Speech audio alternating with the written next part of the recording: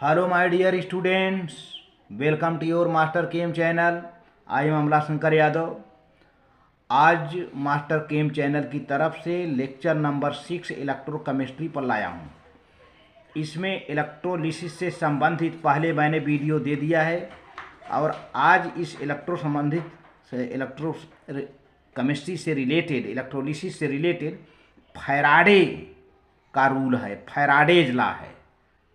Faraday का electrolytic law है, उसके बारे में हम स्टडी कराएंगे आपसे, तो डिस्कस करेंगे।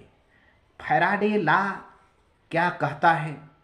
पहले तो हम पहले रूल की बात करेंगे। पहले रूल में फैराडे ने ये कहा था कि अगर किसी इलेक्ट्रोड पर जो भी मटेरियल डिपॉजिट होता है उसकी क्वांटिटी और जो भी हम चार्ज सप्लाई करते हैं, इलेक्ट्रिसिटी चार्ज सप्लाई करते हैं, उनमें एक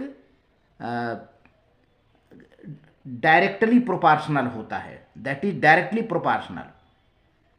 यानी material deposit is directly proportional to charge supplied for electrolysis, ये कहने का मतलब है। तो इसी से रिलेटेड हम चर्चा आपसे करेंगे और एक क्वेश्चन भी कराएंगे आपसे। तो देखिए क्या है फैराडे लॉ बच्चों। इस पर पहले इलेक्ट्रोलिसिस पर हमने तरह तरह के बताया था। कैटायन एनायन इलेक्ट्रोड पर जाके जमा होते हैं, डिस्चार्ज पोटेंशियल जिसकी कम होती है वो जाके जमा हो जाता है। ढेर सारा डिस्कशन आपसे हुआ था। लेकिन अब देखिए इन सब इसका रिलेशन किसने दिया था? The relation between amount of substances, the relation between amount of substances liberated at electrode during electrolysis and the amount of current, किसके किस में? amount of substance और amount of current was studied by Michael Faraday in 1833. he put forward two laws, उन्होंने दो नियम दिया इसके लिए। Faraday's first law, Faraday's second law. यहाँ पर दिया है Faraday's first law, Faraday's second law. First law में क्या है? जैसा मैंने बताया था कि जो भी मटेरियल डिपॉजिट होता है इलेक्ट्रोड पर उसकी क्वांटिटी डायरेक्टली प्रोपोर्शनल होती है इलेक्ट्रिसिटी की क्वांटिटी के। तो क्या है?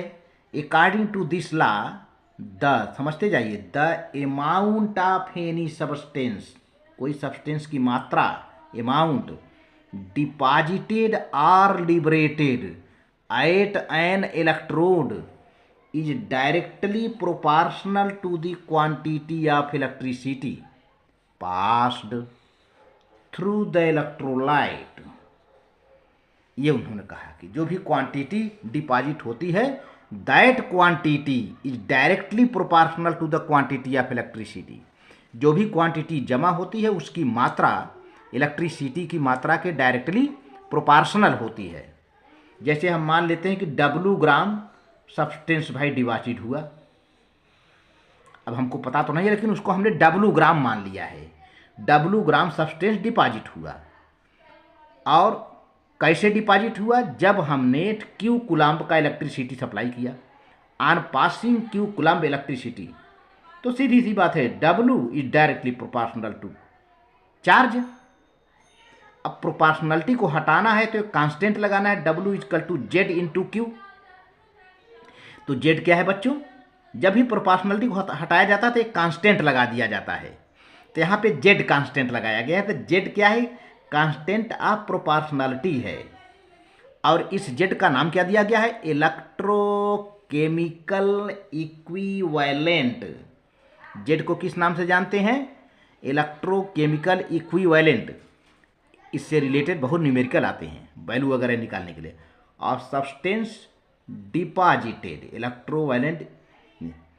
तो इस तरह से है। अब Q को भी हम आगे एक्सटेंड करते हैं क्योंकि Q equal to I T. I क्या है? करंट है, T है टाइम सेकेंड में। तो Q को भी हम आगे एक्सटेंड कर रहे हैं। जो है ये Q, अगर हम I एम्पियर का करंट पास कराते हैं T सेकेंड तक, ये T लिखा हुआ है T सेकेंड तक, तब Q equal to I T. मैंने कहा था ना Q equal to I T. अब Q की वैल्यू इक्वेशन नंबर 1 में रख दीजिए। जहाँ क्यू रखा है। तो डब्ल्यू इजकल टू क्यू होता था, Z Q, W is equal to Z Q होता था। अब क्यू की जगह पर हम ये आई टी रख दें तो W is equal to Z I T हो गया, ये हो गया। अगर अब आपको इलेक्ट्रोकेमिकल इक्विवेलेंट समझना है ना, तो क्या करिए, Q is equal to 1 coulomb, I is equal to 1 ampere and T is equal to 1 second. यदि जब 1 कूलम्ब का चार्ज मीन्स 1 एम्पियर का करंट 1 सेकेंड तक हम पास कराएं, तो जो भी मटेरियल डिपॉजिट होगा, that deposited material is equal to electrochemical equivalent. तो यह डिपॉजिटेड मटेरियल एक इलेक्ट्रोकेमिकल इक्विवेलेंट के बिल्कुल बराबर हो जाएगा। कब बराबर होगा? जब 1 एम्पियर की करंट 1 सेकेंड तक सप्लाई की जाएगी, तभी होगा, वैसे नहीं। इससे रिलेटेड बच्चों एक यहाँ बड़ा ही अच्छा मज़ेदार क्वेश्चन है। क्या क्वेश्चन है यहाँ पे? How much copper will be deposited, पूछा जा रहा है। How much copper will be deposited on the cathode of an electrolytic cell containing copper sulphate solution by passage of a current 2 ampere. Current कितना है बोलो? आई की वैल्यू मिल गई ना, 2 एम्पियर फॉर 30 मिनट। टाइम कितना है? 30 मिनट। इसको सेकेंड में कन्वर्ट कर लिया जाएगा। तो देखो बच्चों, सबसे पहले तो अब आप ये देखिए, यहाँ पर जो जो दिया है उसको आप नोट करते जाएं। अब सॉल्यूशन एक तो आई है, आई आपको 2 एम्पियर दिया है, ठीक है, और टी भी दिया है 30 मिनट है। तो आप इसमें 60 से मल्टीप्लाई करके बेटा डायरेक्ट यहीं सेकेंड में ले लो। ये आ जाएगा क्या, 6 3 जा 18, तो इतना सेकेंड हो गया ये, ठीक है। तो अब Q की वैल्यू कितनी आ गई आपकी? Q is equal to I T होता है, होता ही है। तो I की वैल्यू कितना है? 2, और T की वैल्यू है 1800, कितना आ जाएगा? 3600 कूलम्ब चार्ज की जरूरत हुई। ये रहा। अगर 1800 सेकेंड तक इलेक्ट्रिसिटी सप्लाई की गई 2 एम्पियर की, तो इतना चार्ज जाएगा। लेकिन पहले हमें इक्वेशन तो लिख लें, रिडक्शन ऑक्सीडेशन हमने बताया ही है। तो कैथोड की बात किया है यहाँ पर क्वेश्चन में। यहाँ पे देखो कैथोड लिखा है, तो कैथोड का मतलब सीधी सी बात है, वहाँ पर क्या होगा बच्चों? रिडक्शन। यस, तो कैथोड का reduction, reaction taking place at cathode, reaction at cathode पहले लिख लो बना करके। ये है कॉपर 2+, यहाँ पर होता है रिडक्शन, 2 इलेक्ट्रॉन ले लिया, बदल गया बच्चों कितना? कॉपर में, यानी कॉपर का 1 मोल बना, कॉपर का 1 मोल बना है। ये 1 मोल कॉपर के लिए यहाँ पर देखो 2e है, जितना इलेक्ट्रॉन हो उतना फैराडे होता है। ध्यान दीजिए, जितना इलेक्ट्रॉन जोड़ेंगे, 2 electron 2 Faraday, 3 electron 3 Faraday, 4 electron 4 Faraday, 5 electron 5, जितना इलेक्ट्रॉन 1 इलेक्ट्रॉन 1 फैराडे। तो ठीक है, और 1 फैराडे बराबर क्या होता है? 96,500 कूलम्ब। तो यहाँ पे देखिए निकाल लेंगे, ये 1 मोल के लिए है। तो अब आप देखिए कैसे, अभी इसको छोड़े रहिए, अभी इसका यूज होगा बड़े अच्छे खासा से। तो आप देखिए इसे। हाँ, तो बच्चों यहाँ पर 2, जितना इलेक्ट्रॉन होगा उतना फैराडे मैंने बता दिया था। यहाँ पर 2e है, कॉपर +2 के साथ 2e 2 इलेक्ट्रॉन है, तो यहाँ पे दज 2f होता है। और 1 f बच्चों होता है 1 फैराडे इजकल टू 96,000 500 कूलम्ब होता है बच्चों। तो अब चूंकि देखिए 2 फैराडे है, तो 2 फैराडे बराबर कितना हो जाएगा? हो जाएगा 2 इंटू 9 6 500। एक कूलम्ब है, कूलम्ब ऐसे लिखे रहो भी, मल्टीप्लाई ना करना, ठीक है।